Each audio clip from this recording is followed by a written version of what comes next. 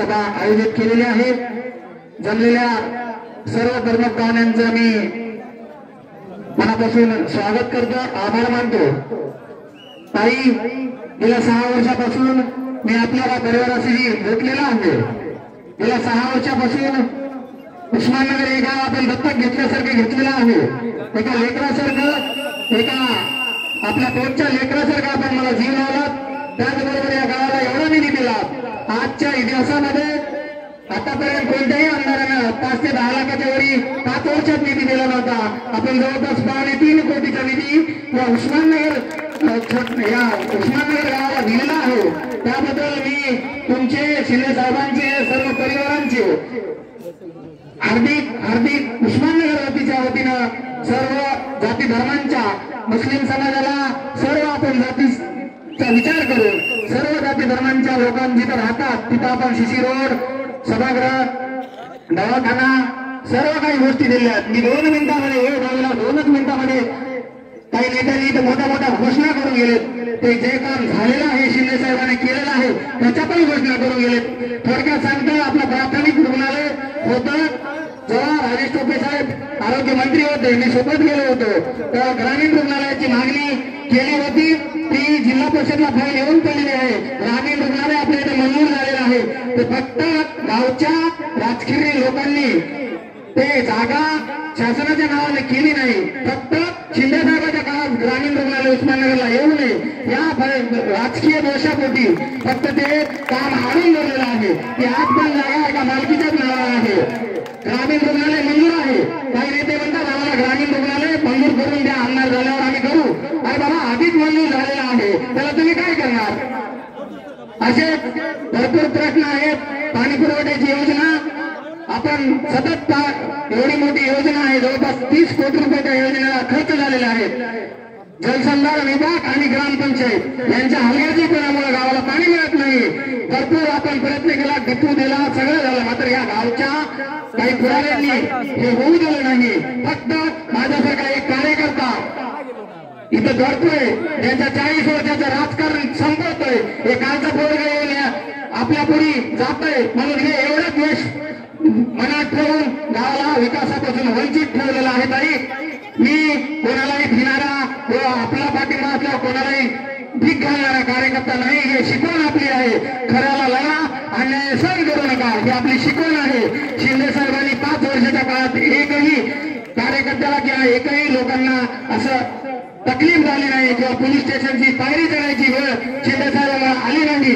हीच आपली आमच्यावर शिकवण आहे आणि तेच आम्ही पुढे येत आहोत। आपल्याला भरपूर काहीला ऐकायचं आहे, भरपूर विजयी सभा आपण याच्यापेक्षा मोठी इथे घेऊ, एवढंच बोलतो आणि तेव्हा काही खुलासे अजून करणार आहे। आता वेळ नसल्यामुळे, बरेचसे मान्यवर बोलणार असल्यामुळे मी आपली रजा घेतो। जय हिंद, जय महाराष्ट्र। ज्यांचे एका समाजावर उपकार नाहीत, तर ज्यांच्या विचारांनी जगभर क्रांती घडवून आणली। व्यासपीठावर उपस्थित सर्व मान्यवर, आमचे जीवाभावाचे कार्यकर्ते आणि तुम्ही सर्व जनता जनार्दन जेवढे मोठ्या संख्येने इथे उपस्थित झालात, आमचे 2 विचार ऐकायला आलात, त्याबद्दल खूप खूप धन्यवाद। वेळ फार कमी आहे, विचाराच्या प्रवाहात ओघात वाहून जाणार नाही, त्यासाठी काही मुद्दे मी निवडून आणलेले आहेत आणि त्याबद्दल मी बोलणार आहे। अनौपचारिक संवाद असणार आहे, भाषण नसणार आहे। तर ह्या वेळेस महाराष्ट्र 2024च्या विधानसभा निवडणुकीसाठी आशाबाई शिंदे ह्या एक उत्कृष्ट आणि योग्य उमेदवार काय आहेत ह्याची मी काही तुम्हाला कारण देईन। मी काही भावनिक किंवा संवेदनशील होऊन बोलणार नाही, तुम्हाला कडक मुद्दे देईल ज्याच्यावर तुम्ही विचार करावा, एकमेकांमध्ये चर्चा करावी आणि शिट्टीला मतदान करावं अशी मी तुम्हाला विनंती करते। पहिला मुद्दा आहे, आमचं भीतीचं आणि दहशतीचं राजकारण नाही। उभ्या इतिहासात तुम्ही कोणालाही विचारून पहा, शिंदे साहेबांकडून किंवा आमच्या कुटुंबाकडून किंवा कुठल्याही कार्यकर्त्यांकडून कधी कोणाच्या केसाला सुद्धा धक्का लागलेला नाहीये, कोणाला तीळ मात्र सुद्धा त्रास झालेला नाहीये। त्याच्यामुळे तुम्हाला जर असा एक उमेदवार मिळतोय, एक हक्काचा लोकनेता मिळतोय, ज्याच्या समोर तुम्ही तुमच्या अडीअडचणी, मनातले प्रश्न, दुःख अगदी मनमोकळेपणाने ठामपणे मांडू शकतात, ज्यांच्या कार्यकर्त्यांकडून तुम्हाला कुठली भीती नाही, ज्यांच्या विरोधात तुम्ही कधी काही बोललात तर तुमची बोटं छाटली जाणार नाहीत, तुम्हाला काही सोशल मीडियावर पोस्ट केली, कार्यकर्त्यांना काही बोललं किंवा आम्हाला काही प्रश्न विचारले तर आम्ही तो वैयक्तिक विरोध म्हणून घेणार नाही. असं आमचं नेतृत्व आहे, असं आशाबाई आणि श्यामसुंदरजींचं नेतृत्व आहे. तर असं जर नेतृत्व तुम्हाला लाभत असेल, हक्काचं नेतृत्व लाभत असेल, जर आमदार एक कुटुंब प्रमुख म्हणून एक भूमिका बजावणार असेल तर नक्कीच तुम्ही त्यांना मतदान द्यावं. दुसरा प्रश्न, आम्ही विकासाच्या जोरावर हक्कानी मतदान मागतोय, आम्ही आश्वासनांच्या जोरावर मतदान मागत नाहीये. शिंदे साहेबांनी काय विकास कामं केलेली आहेत आपण ही जवळून अनुभवलेली आहेत, ऐकली आहेत किंवा पाहिली पण आहेत. माझ्या पूर्वी जेवढे काही बांधवांनी बहिणींनी बोललेले आहेत त्याबद्दल त्यांनी वक्तव्य केलं आहे, त्याच्यामुळे मी जास्त काही सांगणार नाही. पण तुम्ही हॉस्पिटल म्हणा, कोट्यवधी रुपयांचे हॉस्पिटल म्हणा, धान्यांची गोडाऊन्स म्हणा, सीसी रस्ते म्हणा, पानंद रस्ते म्हणा, विजेचे डेपो म्हणा, बोरवेल म्हणा, फुल नाही तर फुलाची पाकळी प्रत्येक गावान आणि तांड्यांपर्यंत शिंदे साहेबांनी आणि आशाबाईंनी पोहोचवलेली आहे. आणि त्यांचं एवढं नाव झालेलं आहे, त्याच्यामुळे जनतेच्या विनंतीला, त्यांच्या समाजकार्यामुळे जे वादळ त्यांनी निर्माण केलं त्या कार्यकर्त्यांच्या विनंतीला मान देऊन ह्यावेळेस आशाबाई या रिंगणात उभ्या आहेत. तर हा दुसरा मुद्दा झाला. म्हणजे अशा काही गावांमध्ये तांड्यांमध्ये आम्ही गेलो जिथे आपल्या जवळच्या लोकांना शेवटचा निरोप देण्यासाठी स्मशानभूमी नव्हतं, कब्रस्तान नव्हतं. गुडघ्याभर पाण्यात जाऊन, गुडघेभर म्हणजे पूर परिस्थिती निर्माण झाल्यावर गुडघेभर पाण्यात जावं लागायचं. काही गावे आणि तांड्यांचा संपर्क सुटायचा. एवढी विकासाची उणीव आपल्या लोहा कंधारच्या मतदारसंघात होती. आता तुम्ही उस्माननगरचं उदाहरण देऊ शकता. निजामांच्या काळात तालुका राहिलेलं, मोठी बाजारपेठ असलेलं हे गाव होतं. आणि आज लोहा कंधार आणि उस्माननगर सुद्धा ज्या तुलनेत विकास व्हायला पाहिजे होता तेवढा विकास झालेला नाहीये. स्वातंत्र्यानंतर सुद्धा जेवढा विकास झाला नाही त्याची उणीव, त्याची झीज भरून काढण्याचा आम्ही अतोनात प्रयत्न शिंदे साहेबांनी, आशाबाईंनी केलेला आहे. पण देव माणूसही उतरला तरी एवढं विकासाची कामं करता येणार नाहीत, तरी आम्ही प्रयत्न केलेला आहे आणि हे पुढेही प्रयत्न करून आम्ही प्रयत्नशील राहू. तर आमचं विकासाचं नेतृत्व आहे. आम्ही आश्वासनांच्या जोरावर तुम्हाला मतदान मागत नाही. हा दुसरा मुद्दा झाला. तिसरा, आमचा ओपन डोअर पॉलिसी आहे.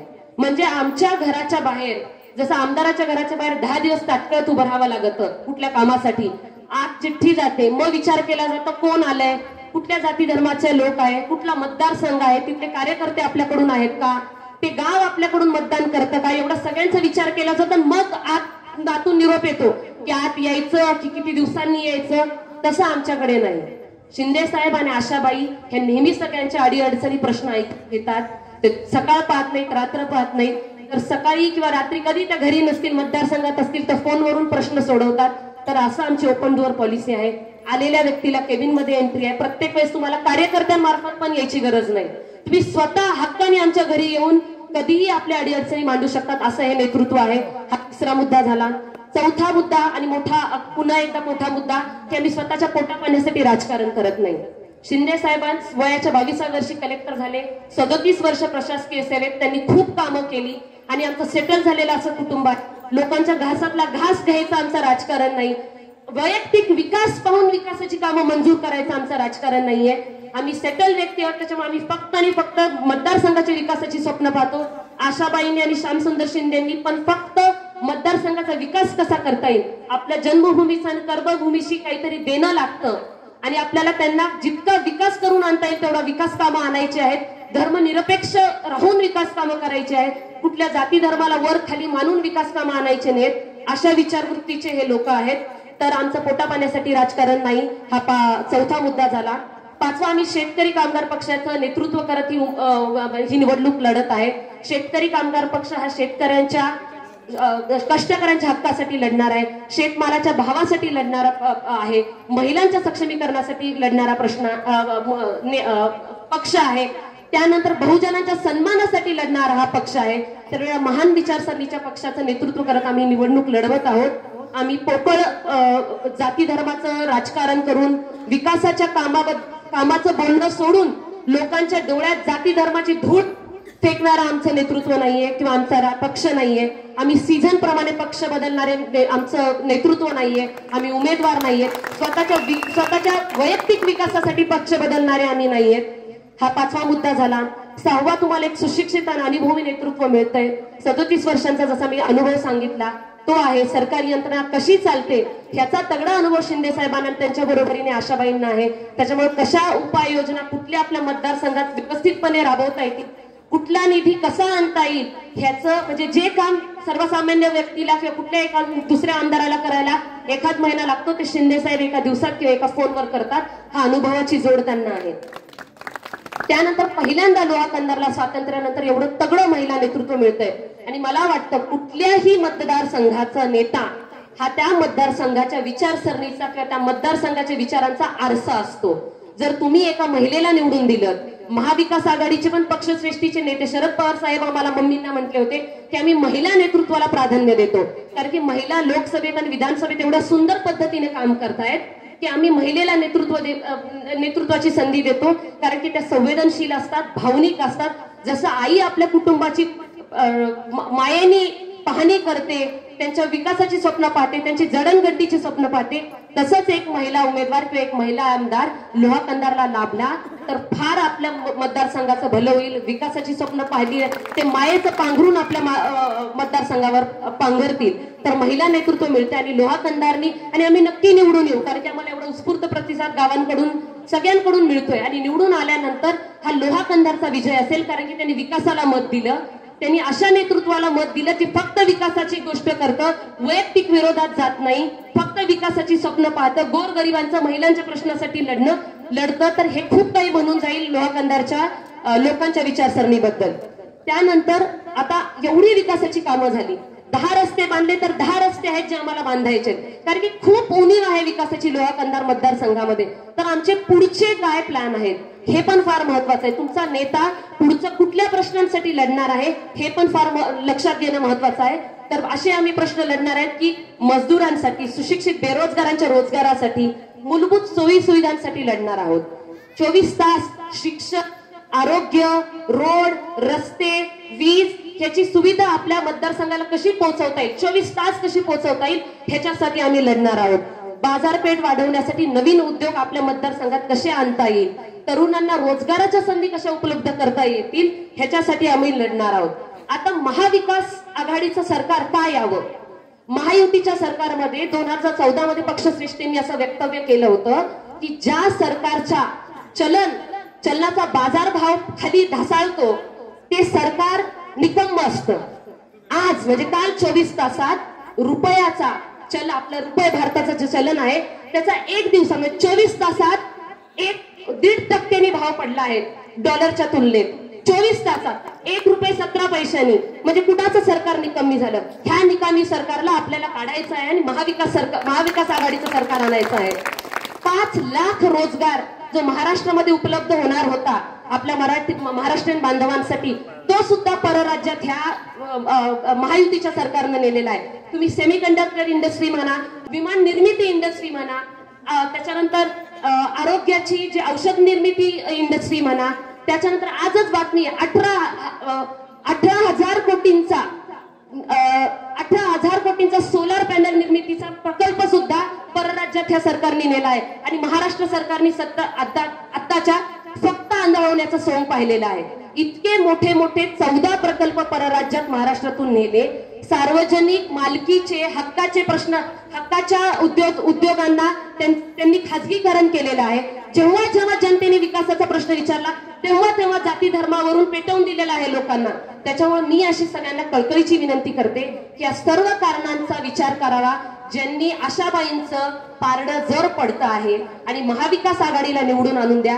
की महाविकास आघाडी पहिल्यापासून शेतमालाच्या भावासाठी लढणारी, सोयाबीनच्या भावासाठी, शेतकऱ्यांच्या हक्कासाठी, कष्टकऱ्यांच्या हक्कासाठी लढणारी महाविकास आघाडी आपली आहे. त्यानंतर उस्माननगरमध्ये सुद्धा आम्ही पुढे जास्तीत जास्त निधी आणायचा प्रयत्न करू. आमचे कार्यकर्ते बालाजी इसादकर दादांनी पण शिंदे साहेबांच्या याच्यात आशा त्यांच्या मदतीने तो कोट्यवधी रुपयांचा निधी आणलेला आहे आणि पुढेही ते कार्यरत करतील ह्याची मी तुम्हाला आश्वासन देते. तर या सर्व कारणांचा तुम्ही विचार करावा, महाविकास आघाडीच्या धोरणांचा विचार करावा, महाविकास आघाडी कशासाठी लढती याचा विचार करावा. महायुतीने आपल्याला किती गोंधळात काढलेल्या आहेत. पहिल्यांदा ताई बोलल्या, त्या म्हणाल्या 753, मला आकडा माहिती 900, जो काही आकडा असेल, एवढ्या शेतकऱ्यांचे बळी गेले त्याच्याकडे सरकारने लक्ष दिलेलं नाही. या सर्व कारणांचा विचार करून तुम्ही शिट्टीला वरून 3 नंबरचं आमचं बटन असणार आहे त्याला मतदान करा अशी मी कळकळीची विनंती करते आणि माझ्या भाषणाचा समारोप घेते. धन्यवाद.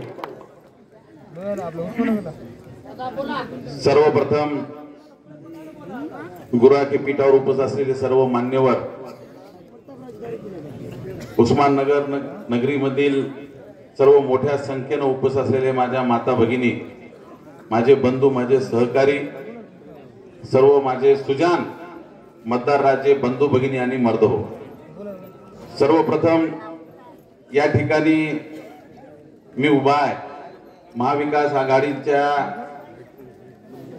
शेतकरी कामगार पक्षाच्या आशाबाई श्यामसुंदरजी शिंदे अधिकृत उमेदवारांच्या प्रचाराच्या साठी मी या ठिकाणी आलो. आपल्या सगळ्याला माहित आहे की मी या प्रक्रियेमध्ये होतो.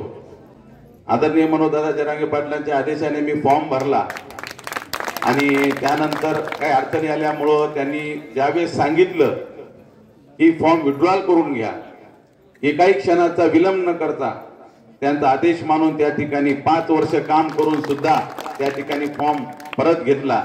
खऱ्या अर्थानं पाहिलं तर समाजाची जाण किंवा त्यांचा मान ठेवणं हे माझं सगळ्याचं कर्तव्य आहे.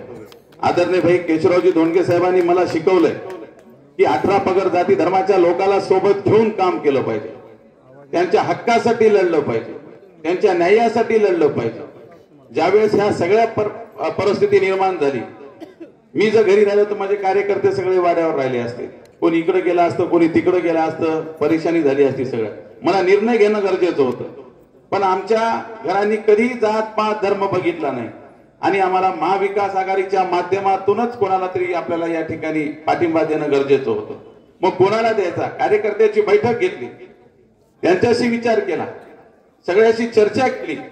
खऱ्या अर्थानं जे शेतकऱ्यांच्या हितासाठी लढणारा, त्यांच्या हक्कासाठी लढणारा, त्यांच्या हमीभावासाठी लढणारा, तरुणाच्या हाताला काम देणारा, त्यांना रोजगार उपलब्ध करून देणारा, ज्याला खऱ्या अर्थानं विकासाची जाण आहे, खऱ्या अर्थानं जनसामान्याची तळमळ आहे, त्यांना खऱ्या अर्थाने या मतदारसंघातल्या 18 पगड जाती धर्मामध्ये ते न करता सगळ्या जाती धर्माला सोबत घेऊन जाणाऱ्या उमेदवाराच्या पाठीमागे राहायचं काम करणं हे खूप अवघड होतं.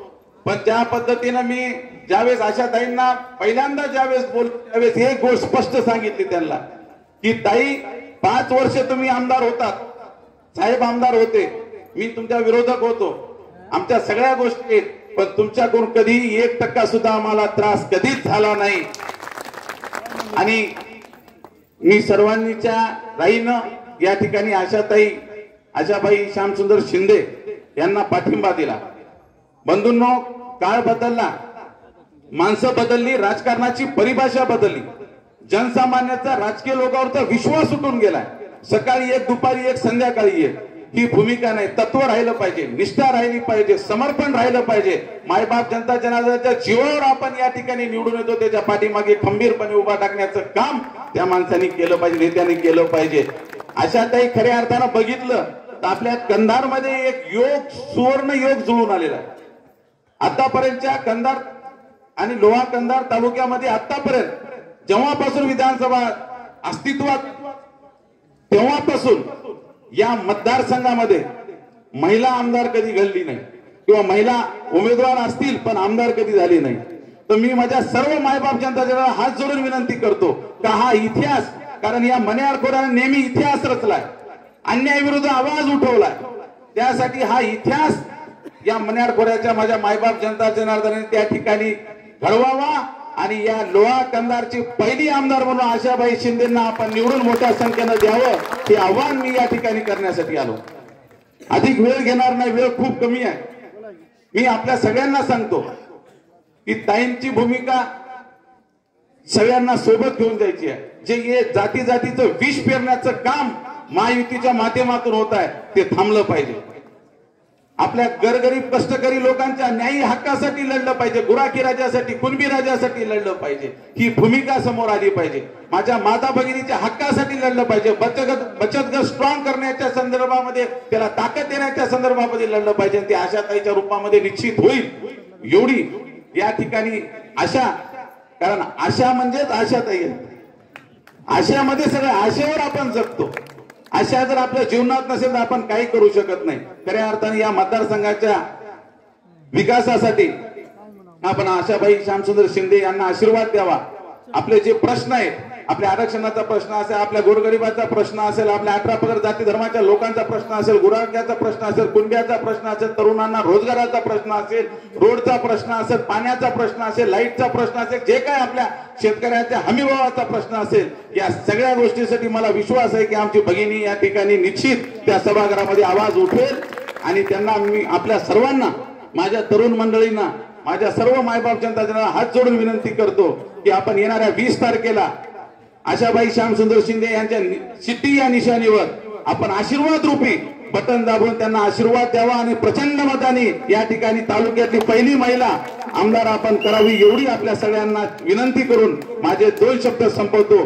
जय क्रांती, जय महाराष्ट्र. मान्यवर, कारण आता वेळ नाही, मला 7-8 मिनिटात भाषण आटोपावं लागणार आहे. सर्व मान्यवर, मायबाप आणि बंधू भगिनींनो, आता तुम्ही सगळ्यांचं ऐकलेलं आहे. प्रत्येकाने आपापल्या जाती धर्मात काय काम केलं. जसं पांडुरंग कानेंनी सांगितलं की मातंग समाजासाठी काय केलं, निर्मलेंनी सांगितलं की बौद्ध समाजासाठी काय केलं, भाऊंनी सांगितलं की मराठा समाजासाठी काय केलं, आणि मुस्लिम बांधवांचं काय केलं जफार खानने आणि आपल्या मननबाईंनी सांगितलं की सर्व धर्म समभाव, सगळ्या धर्मांना घेऊन चालणारे आमचं नेतृत्व. आणि आमच्या सुनबाईने आणि आमच्या शेका पक्षाच्या उज्ज्वलाताईने सांगितलं की वर सरकार काय आहे आणि किती आपला ऱ्हास होतोय आणि किती जाती धर्माचं राजकारण आपल्याकडे केलं जाते. शेतीमालाला भाव नाही, म्हणजे सगळेच नाराज, शेतकरी नाराज, महिला नाराज, म्हणजे सगळे नाराज, बेरोजगार नाराज, सगळे जाती धर्माचे लोक नाराज. कारण घरफोडी, पक्षफोडी असं राजकारण केलेलं आहे. तुम्हाला माहिती आहे की आपल्या जिल्ह्याचे एक नेतृत्व दुसऱ्या पक्षात गेलं आणि त्यांना असं वाटलं की 2 बलाढ्य नेते एकत्र आले आणि आता त्यांचा विजय होणार. पण जनतेने दाखवून दिलं, जनतेच्या बोटामध्ये ताकद आहे की बाबा तुम्ही काही केलं, कोणी केलं तरी आम्ही तुमचं ऐकणार नाही, आम्हाला कळते तेच आम्ही करणार. आणि तुमच्या मतदारसंघाला एक विकास करणारं नेतृत्व भाई केशवरावजी धोंडगे साहेबांनंतर आमदार श्यामसुंदर शिंदे साहेब भेटले आणि हजारो कोटींचा, म्हणजे 24 तलाव सिंचनाचे मंजूर करून आणले. आता सांगितलं की आरोग्य, सिंचन, रस्ते, लाईटसाठी 4 उपकेंद्र मंजूर करून आणले. आणि त्यांच्या खांद्याला खांदा लावून मी काम करत असताना मला उमेदवारी जाहीर झाली. तुम्हालाही अनुभव आहे की तुमच्या उस्माननगरमध्ये मी दर 8 दिवसाला आले, ईदला आले, देवीला आले, गणपतीला आले. आत्ताच परवा आपला एक कार्यक्रम झाला, तो जो इमारत कामगारांना जी भांडी मिळत नव्हती त्याच्यासाठी माझ्याकडे 65 लोक आले आणि ताई म्हणाले असं असं आहे, आमच्याकडून कमिशन 3-3 हजार रुपये घेतलं जातं.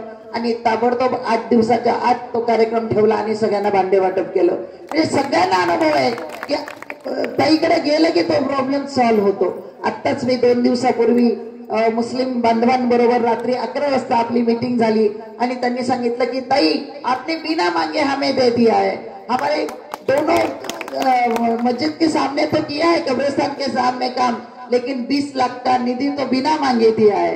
म्हणजे बिना मांगे सुद्धा दिलेले निधी आहेत. नाहीतर जोडे झिजवावं लागत होते तरी 5-5 लाखाचे निधी मिळाले नव्हते. तुमच्या गावाला अनुभव आहे की कुठेच निधी मिळालेला नव्हता, पण आता आमदार श्यामसुंदर शिंदे साहेबांनी 3 कोटीचा निधी दिलेला आहे. असं गावागावात जर गेलं तर तुम्ही तेच ऐकाल की ताई आम्हाला हे सभा मंडप साहेबांनी दिले, त्यांच्यामुळे आम्हाला सावली मिळालेली आहे. एक छोटस उदाहरण सांगते, पण त्या उदाहरणावरून, म्हणजे भाताची परीक्षा शेतावरून होते, त्याच्यावरून लक्षात घ्या तुम्ही की कंधार शहराला गेल्या 20 वर्षात 4 आमदार होऊन गेले, 5 लाखाचा पण निधी दिला नव्हता. पण आमदार श्यामसुंदर शिंदे साहेबांनी 227 कोटी रुपयाचा निधी फक्त कंधार शहरासाठी दिला. म्हणजे त्याच्यावरून लक्षात घ्या की किती निधी आणलाय आणि किती लोकांच्या अडीअडचणी सोडल्या. आत्ताच आमच्या सुनेने सांगितलं की स्मशानभूमीत जायला कित्येक ठिकाणी रस्ते नव्हते, म्हणजे अगदी गुडघ्या एवढ्याला. मी एका ठिकाणी गेले आणि प्रेत निघालो होतो, तिथं रस्ताच नव्हता आणि त्यांनी थांबवलं. मी म्हणलं इथं जाणार का, ते म्हणले नाही. मग मी म्हणलं कसं होतं, म्हणजे पाणी वाहून गेल्यावर जाणार. म्हणजे बघा, माणूस मेल्यावर पण किती आवेल ना, ते सगळे पाहुणे रावळे आलेले, बाया लेकी आलेल्या तिथंच रडत उभ्या आणि पाणी वाहून गेल्यानंतर ते प्रेत जाणार. ही अशा समस्या गावागावात होत्या की संपर्क तुटत होते आणि तसं जाता येत नव्हतं. त्या ठिकाणच्या समस्या समजून घेऊन शिंदे साहेबांचा पाठपुरावा करून मी 27 ठिकाणी पूल मंजूर करून आणून 27 ठिकाणी गावाचा संपर्क तुटलेला जोडलेला आहे. म्हणजे वरवरची मल्लमपट्टी न करता 2 पाईप टाकले आणि पूल केले असं नाही, तर 2-2 कोटीचे पूल, स्मशानभूमीला जाणारे रस्ते, असा आपला मतदारसंघ अनुभव आहे. जातीपातीचं राजकारण नाही, भांडणं लावायचं राजकारण नाही, समाजकारण. आणि आयुष्यभर आम्ही समाजसेवाच केलेली आहे. तर तुम्ही तुमचं मत म्हणजे विकासाला मत, तुमचं मत म्हणजे आपल्या मुलीला मत, तुमचं मत म्हणजे आपल्या बहिणीला मत. तुम्हाला माहिती आहे की माझ्या विरोधात कोण उभं आहे? माझ्या विरोधात माझा सख्खा भाऊ विरोधात आहे. आणि तुम्हाला माहित आहे त्याच्या विरोधात खासदारकीला मला तिकीट मिळालं होतं. अगदी विनंती करून तिकीट होतं की ताई आता तुम्हाला जिल्हा सांभाळायचा आहे आणि तुम्हाला खासदार व्हायचंय, आणि आमचं तिकीट दिलं. त्यांनी डिक्लेअर पण झालं. पण आमचे पतिराज त्यांना कोणीतरी इकडून तिकडून कानात सांगितलं की कशाला भावाच्या विरोधात, कशाला भावाच्या विरोधात, की लगेच त्यांनी वर जाऊन सांगितलं माझी बायको निवडणूक लढवणार नाही आणि तुम्ही तिला फोन करू नका. पण मला माहित होतं जे व्हायचं तेच झालं. तो तिथं पडला आणि इथं आला. पण त्याला लक्षात आलं नाही की आपल्या बहिणीच्या विरोधात उभं राहायचं नाही.